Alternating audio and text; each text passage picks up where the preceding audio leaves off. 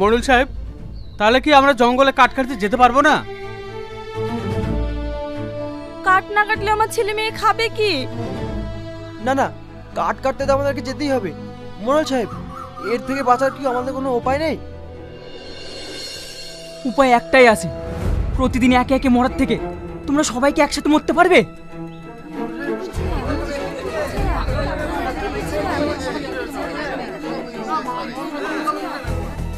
মরুল সাহেব, একসঙ্গে মরবো মানে? আমি বলছি আমরা সবাই মিলে জঙ্গলটাকে ঘেরাও করে দেখব ওখানে এমন কি আছে যে প্রতিদিন গ্রামের একটা করে মানুষকে মরতে হচ্ছে। মোড়ল সাহেব, জঙ্গলে কোনো ভূত ভূত নেই তো? আমার ওটাই সন্দেহ হয়েছে। কি আছে সেটাই তো আমাদের খুঁজে বার করতে হবে। তোমরা সবাই প্রস্তুত হও, আমরা কালকে জঙ্গলে হানা দেবো। ঠিক আছে মরুল সাহেব।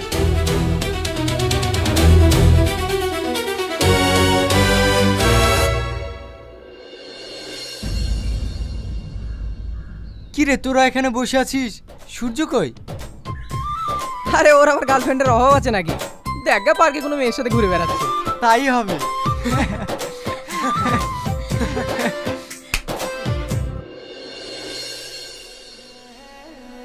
কি ব্যাপার তুহিনা, তুমি আমাকে পার্কে ঘুরতে যাওয়ার নাম করে জঙ্গলে নিয়ে আসলে কেন? পার্কে তো সবাই ঘুরতে যায়, আমরা না হয় একটু আলাদা সময় কাটানোর জন্য এখানে আসলাম। তুহিনা, একটা কথা বলবো? তুমি রিয়াজকে ভুলে এত তাড়াতাড়ি আমাকে আপন করে নেবে, এটা আমি স্বপ্নেও ভাবতে পারিনি। রিয়াজ তো আমার বন্ধু, আর ভালোবাসা কি টাইম দেখে হয় নাকি? আজ তোমাকে একটা সারপ্রাইজ দেবো বলে জঙ্গলে নিয়ে এসেছি, তার আগে তুমি চোখটা বন্ধ করো। আচ্ছা, চোখটা বন্ধ করলে সারপ্রাইজটা দেখবো কিভাবে? একটুখানি চোখটা বন্ধ করো, তাহলেই সারপ্রাইজটা দেখতে পাবে। আচ্ছা ঠিক আছে, এই না বন্ধ করলাম।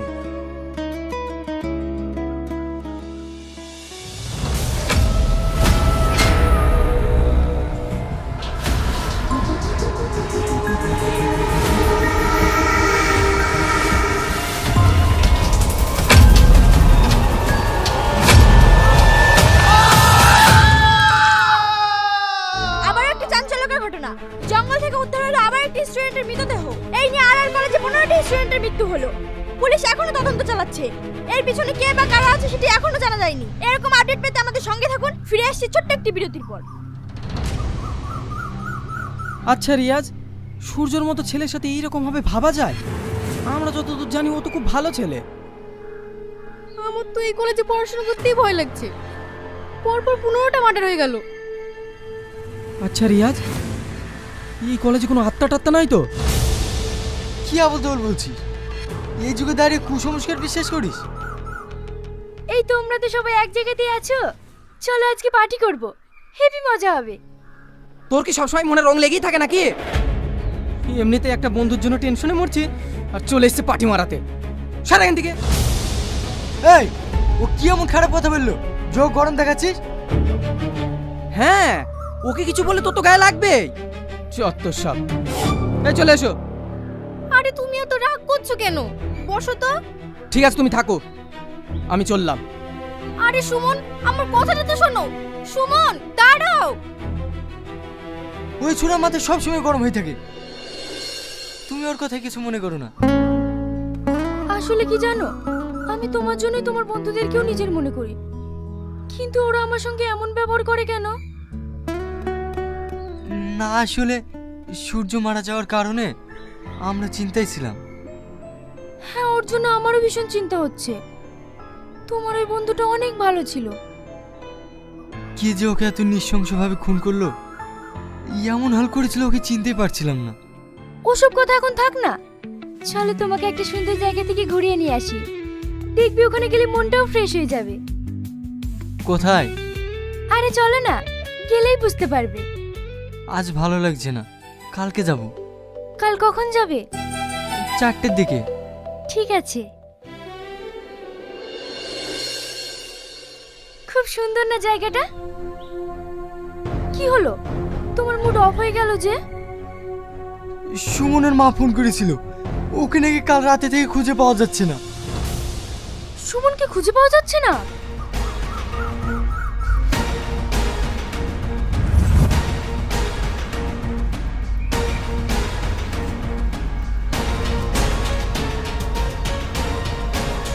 সুমন, সুমন দাঁড়াও। না তুমি? হ্যাঁ, আমি আর রিয়াজ একটু ঘুরতে এসেছিলাম। কিছু গুন্ডা আমার সাথে বদমাশি করছিল। রিয়াজ বাধা দিতে গিয়ে ওরা সবাই রিয়াজকে প্রচন্ড মারধর করেছে। রিয়াজের অবস্থা খুব খারাপ। তুমি তাড়াতাড়ি চলো। হ্যাঁ, তাড়াতাড়ি চলো।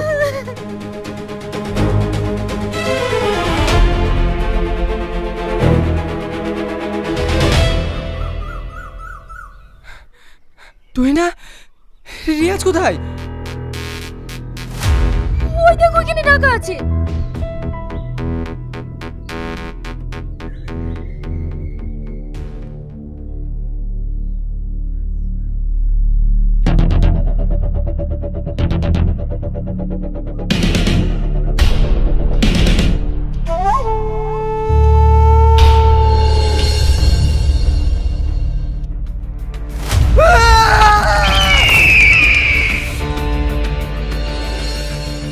কি ভাবছো?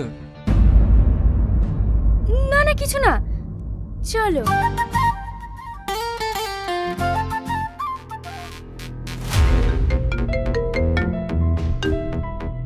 কি, আব্বু অসুস্থ? ঠিক আছে ঠিক আছে, আমি এক্ষুনি আসছি। তুই না, আব্বু খুব অসুস্থ, আমাকে এক্ষুনি একবার গ্রামে যেতে হবে।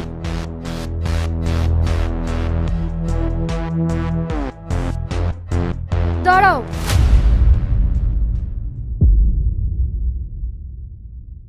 তোমার আব্বা কি আমার আব্বা নয়? আমিও তোমার সাথে যাব। তুমি যাবে? তাহলে তো ভালোই হয়, চলো।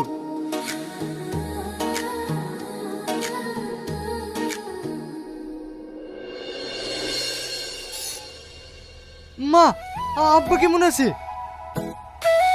আগের থেকে এখন একটু ভালো আছে।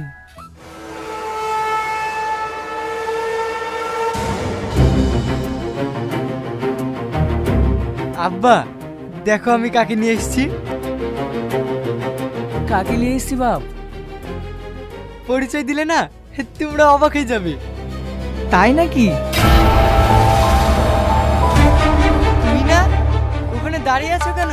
আসো।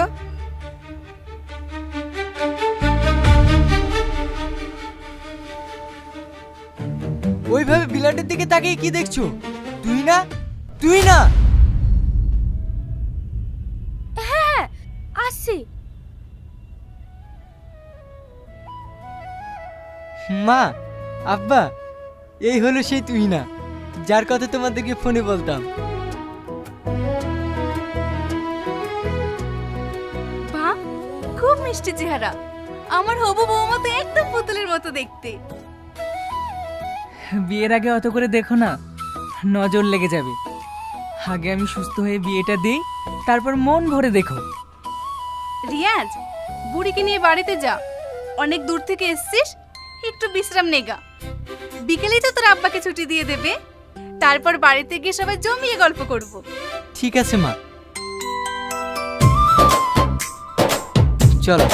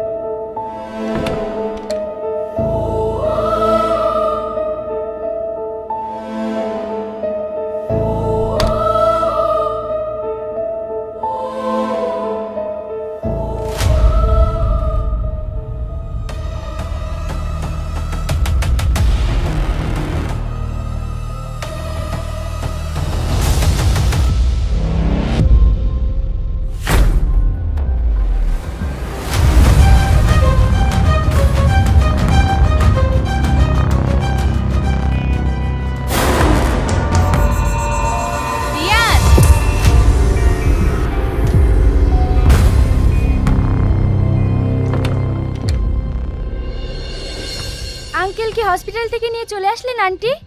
হ্যাঁ, ডাক্তারবাবু ছুটি দিয়ে দিল।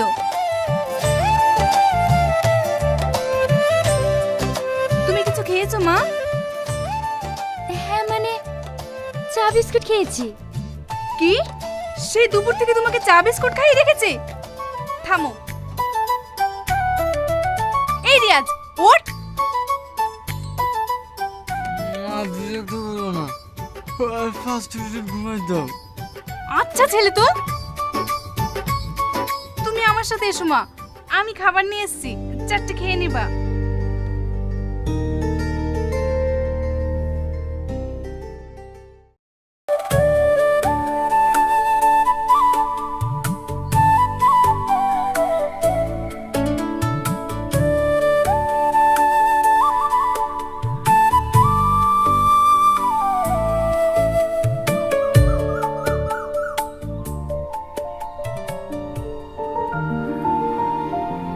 কি ব্যাপার মা, হবু বৌমাকে পেয়ে মনে হচ্ছে ছেলের কথা ভুলিয়ে গেছো।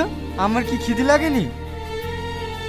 মা আমাকে খাইয়ে দিচ্ছে বলে তোমার হিংসা হচ্ছে নাকি? আই তোকেও খাইয়ে দি, বস।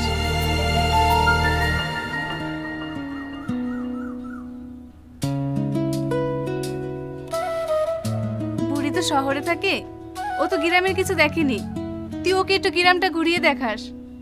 ও নিয়ে তোমাকে চিন্তা করতে হবে না, আমরা একটু পরে ঘুরতে বের হব। উপস্থিতি মহান স্বাধীনতার ঘোষক বহুদলীয় গণতন্ত্রের প্রবক্তা বাংলাদেশি জাতীয়তাবাদের চালকের দার্শনিক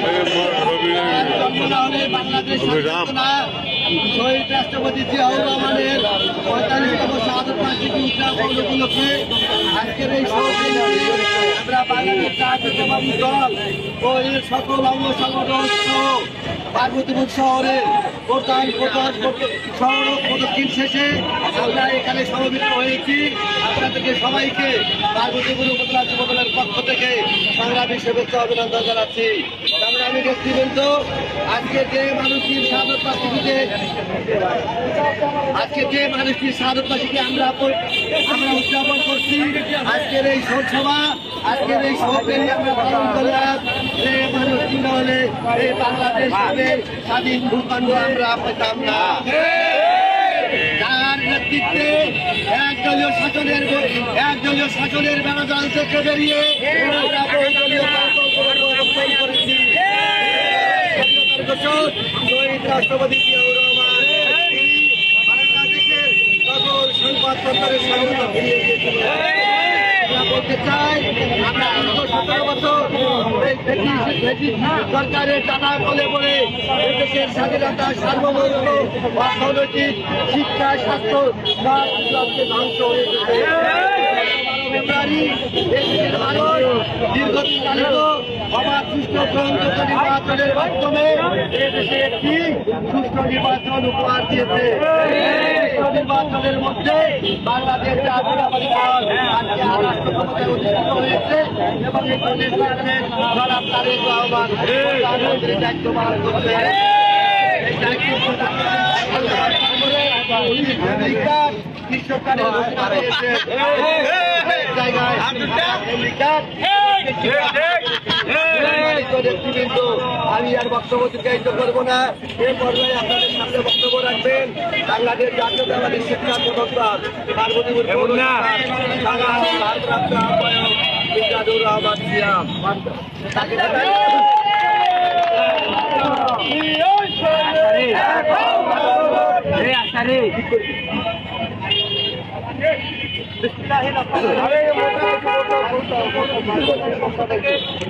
সবাইকে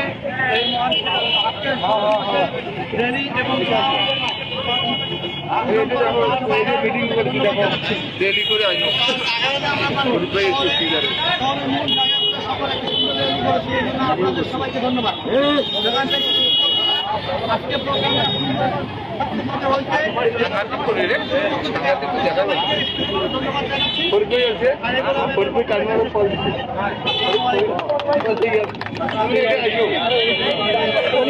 না হয় খালি ওই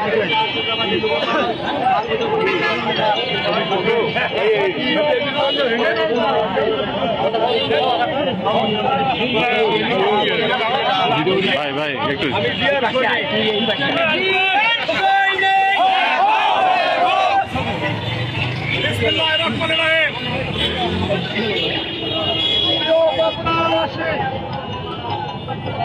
আজ ঐতিহাসিক দিন, এই ঐতিহাসিক দিনে আমরা পার্বতীপুর বাংলাদেশ জাতীয়তাবাদী দল সহ সকল অঙ্গ সংগঠনের উদ্যোগে আজকে স্বতন্ত্রভাবে অংশগ্রহণ করায় আমার ব্যক্তিগত পক্ষ থেকে সরকারকে অভিনন্দন জানাচ্ছি। সংগ্রামী সাথী বন্ধুগণ, আজকের এই দিনে চট্টগ্রামে ওই কালুরঘাটে আজকের এই দিনে ওই কালুরঘাটে বর্তমানের সময় ওই বিদেশি চক্র বাংলাদেশের সামাজিক চাঙ্গা যেভাবে নির্যাতন করে, যেভাবে গুলি করে একটি মানুষকে নিহত করেছে, তা বর্বরিত, তার রক্ত, তার মাংস, তার মাথা এখান থেকে গিয়েছিল। দুঃখজনক ব্যাপার, সেই মানুষটিকে ওই ঢাকা রাজপথে যেদিন জনতা পড়া হয় সেদিন লক্ষ লক্ষ লোক সেই জনতায় অংশগ্রহণ করেছিল। ওই একইভাবে শেখ মুজিবুরকে হত্যা করা হয়েছিল, সেই জানালায় কোনো মানুষ অংশগ্রহণ করে নাই। তাই প্রিয় নেতা, যেসব প্রেমিক নেতা, যে নেতা নিজের হাতে খাল খনন করেছে, যে নেতা নিজের নিজ পায়ে হেঁটে হেঁটে মানুষের কৃষিকার কাছে গিয়েছিল, সেই নেতাকে করা হয়েছে। আজকের প্রধানমন্ত্রী, আপনারা লক্ষ্য করছেন আমাদের প্রধানমন্ত্রী ইতিহাসের গ্রাম গতকাল রাতে নিজে হেঁটে রাস্তা বন্ধন, এই কুরবানির বন্ধন নিজে পুনর্বর্তন করে সরকারি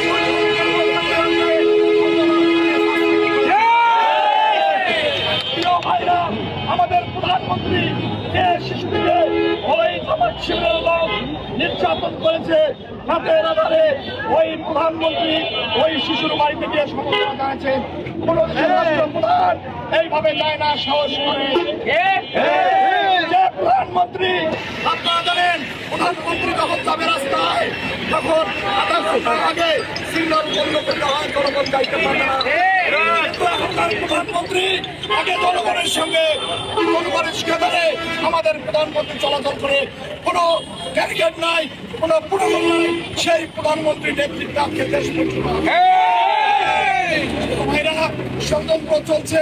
ওই জামাত বাহিনী, ভোট বাহিনী ষড়যন্ত্র করছে। এই ষড়যন্ত্রকে উপেক্ষা করে আগামী দিনে সুস্থ সুন্দরভাবে এই সরকারের সঙ্গে, প্রশাসনের সঙ্গে আমাদেরকে দেশ পরিচালনা করতে হবে। ভাইরা আমার দেশ আমাদের মানতে হবে। ইনশাল্লাহ আমাদের আগামী 7 তারিখে বাংলাদেশে আসবে। 13 তারিখে এখানে পার্বতীপুরে ঐতিহাসিক একটা সমাবেশ হবে, মিলন মেলা হবে। ওই মিলন মেলায় আপনাদেরকে আমন্ত্রণ জানাচ্ছে অগ্রিম। আপনারা সবসময়ভাবে ওই মিলন মেলায়, ব্যারিস্টারের মিলন মেলায় আপনারা উপস্থিত হবেন। সবাইকে ধন্যবাদ।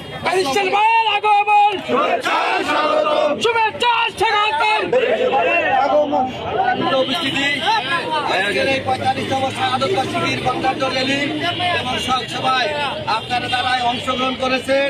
আমি বাংলাদেশ জাতীয়তাবাদী যুবদল পার্বতীপুর উপজেলা শাখার পক্ষ থেকে সকল স্তরের নেতা কর্মী শুভাকাঙ্ক্ষী সভাপতিকে ধন্যবাদ জানিয়ে আজকের এই শোক র্যালি এখানে সমাপ্তি ঘোষণা করলাম এবং আমরা মিলাদ অংশগ্রহণ করবো।